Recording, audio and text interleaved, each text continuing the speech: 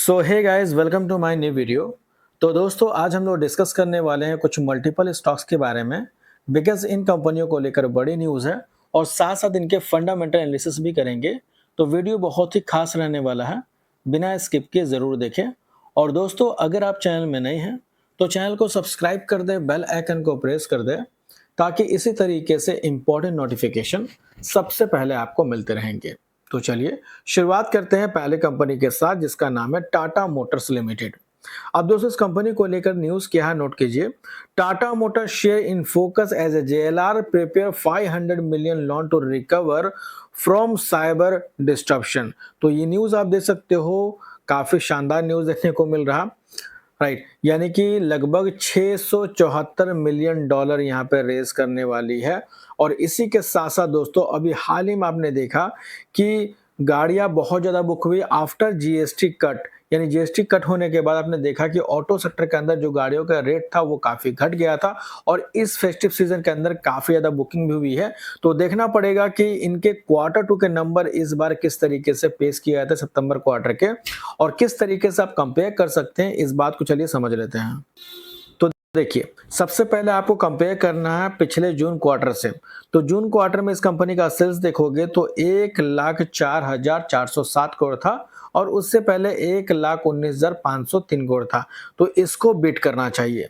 इसी के साथ साथ नेट प्रॉफिट था इस कंपनी का 4,003 करोड़ का, तो इससे ऊपर होना चाहिए। और साथ साथ वाई एंड वाई बेसिस पे सितंबर 2024 में देखोगे तो 1,01,450 करोड़ का सेल्स था और नेट प्रॉफिट 3450 करोड़ था। तो इन दोनों को अगर बीट करती है तो बाजार के लिए अच्छी बात हो सकती है। तो क्वार्टर टू के नंबर किस तरीके से रहेंगे ये देखना काफी ज्यादा इंपॉर्टेंट रहने वाला है। इसी के साथ साथ दोस्तों, शेयर होल्डिंग पैटर्न के ऊपर अगर नजर डालते हैं तो जून क्वार्टर का जो अपडेट है इसमें कुछ ज्यादा कुछ चेंजिंग नहीं हुई है।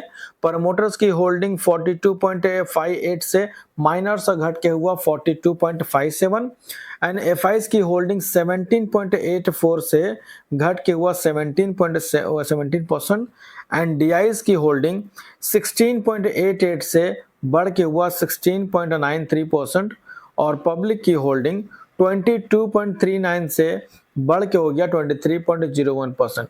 तो बहुत माइनर से स्टेक ट्रिम किया गया, वहीं पे कुछ माइनर सा स्टेक बढ़ाया गया है। इसके बाद बात करेंगे नेक्स्ट स्टॉक के बारे में, जिसका नाम है आईएक्स।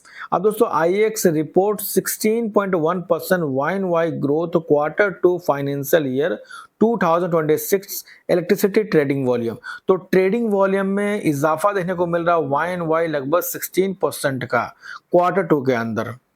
अब पूरी बात आप चाहें तो यहाँ पर नोट कर सकते हैं। IEX attributed this growth to increase supply from hydro, wind and coal based generation. The real time market showed 39.1% growth while green market increased by 17.7% Y-on-Y। तो एक तरह से रियल टाइम अगर देखोगे तो लगभग 39% का ग्रोथ है, वहीं पर अगर ग्रीन मार्केट की बात करें तो लगभग 17.7% के आसपास का ग्रोथ नजर आता है। अब यहाँ पे वॉल्यूम किस तरीके से रहे इस बात को भी आप देख सकते हैं।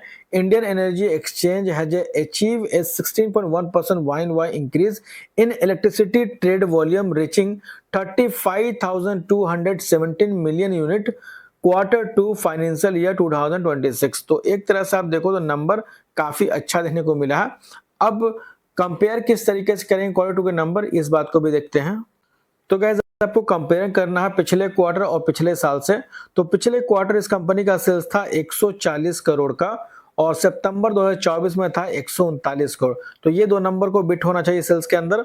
वहीं पे नेट प्रॉफिट 106 करोड़ का था पिछले साल और पिछले क्वार्टर था 113 करोड़ का। तो नंबर हमेशा से बेहतर पेश की जाती है, तो इस बार के नंबर देखना काफी ज्यादा इंपॉर्टेंट रहने वाला है। इसके बाद बात करेंगे नेक्स्ट स्टॉक के बारे में, जिसका नाम है नर्मदा मैकप्लास्ट लिमिटेड। अब दोस्तों, अगर आप इस कंपनी के शेयर होल्डर तो आपको पता होना चाहिए, इन्होंने बोनस अनाउंस किया था जिसका रेशियो है 1:1 का। यानी कि अगर आपके पास एक शेयर है तो बदले में एक शेयर मिलेंगे बोनस के रूप में, जिसका रिकॉर्ड डेट अनाउंस कर दिया गया है 10 अक्टूबर 2025। तो अगर आप इस कंपनी के शेयर होल्डर है तो ये डेट आपके लिए काफी इंपॉर्टेंट है, नोट करके चल सकते हैं। और अगर आप इस कंपनी के शेयर होल्डर नहीं है तो आप इसको इग्नोर करके भी चल सकते हैं। इसके बाद बात करेंगे नेक्स्ट स्टॉक के बारे में जिसका नाम है बजाज फाइनेंस लिमिटेड। अब देखिए बजाज फाइनेंस अगर देखोगे तो क्वार्टर टू बिजनेस अपडेट जो दिखाया है वो काफ़ी स्ट्रॉन्ग देखने को मिला है। इसी के साथ-साथ अगर डिपॉजिट बुक देखोगे तो वो दोस्तों यहाँ पे इंक्रीज़ होके 69,750 करोड़ हो चुका है, जो कि पहले 66,131 करोड़ था। तो डिपॉजिट लोन भी आप देखोगे तो वो इंक्रीज़ हुआ है और इसी के साथ-साथ अगर हम लोग फ्रेंचाइज़ी की बात करते हैं तो वो भी आप देखोगे तो ये भी आपका बढ़ गया है।